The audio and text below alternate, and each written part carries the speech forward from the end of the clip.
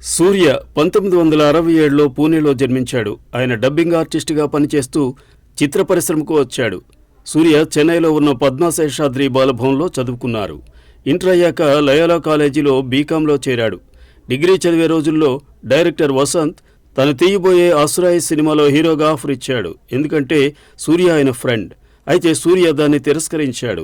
అతని తమ్ముడు అమెరికా వెళ్లడానికి వాళ్ళ డబ్బంతా ఖర్చు పెట్టేశాడు. అందువల్ల సూర్య ఒక గవర్నమెంట్ ఎక్స్పోర్ట్ కంపెనీలో 800 రూపాయలకు చేరి దాదాపు 8 నెలలు పనిచేశాడు. గవర్నమెంట్లో జాబ్ చేస్తున్నప్పుడు అక్కడ యజమాని సూర్య తన బాస్ శివకుమార్ అబ్బాయి అని తెలుసుకుని ఆయన సినిమాలోకి వెళ్లమని సలహా ఇచ్చాడు. తరువాత మణిరత్నం నిర్మాతగా డైరెక్టర్ వసంత్ అజిత్ని విజయ్ని పెట్టి ఒక సినిమా తీయడానికి సన్నాహాలు చేసుకుంటున్నారు.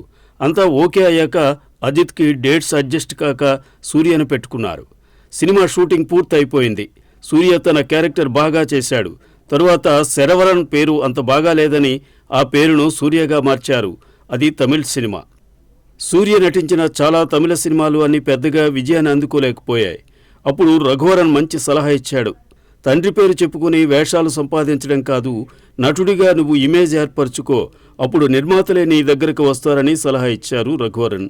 ఆ మాటలు సూర్య గుండెల్లో బలంగా నాటుకుపోయాయి. తనకంటూ ఒక గుర్తింపు రావాలని నిర్ణయం తీసుకున్నాడు.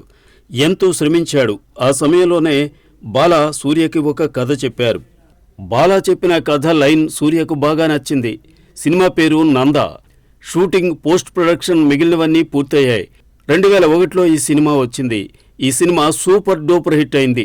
ఈ సినిమాకు 3 Filmfare awards, 4 Tamil Nadu state government తరపు అవార్డులు వచ్చాయి. అందులో ఒకటి బెస్ట్ యాక్టర్ అవార్డు కూడా ఉంది. ఈ సినిమాతో సూర్యలో నటుడిని అందరూ గుర్తించారు. ఈ సినిమాను తెలుగులో 2006లో ఆక్రోశం పేరుతో రిలీజ్ చేశారు. తరువాత 4 తమిళ సినిమాల్లో నటించాడు. అవి మంచి హిట్స్ ఇచ్చాయి. సూర్య నటించిన కాకా కాకా అనే సినిమా తెలుగులో వెంకటేష్తో ఘర్షణగా తీశారు. అతని మరో సినిమా శివపుత్రుడి పేరుతో డబ్ చేశారు. తర్వాత తెలుగులో డబ్ చేసిన సినిమా పేరు గజనీ. ఈ సినిమా బ్లాక్ బస్టర్ అయింది.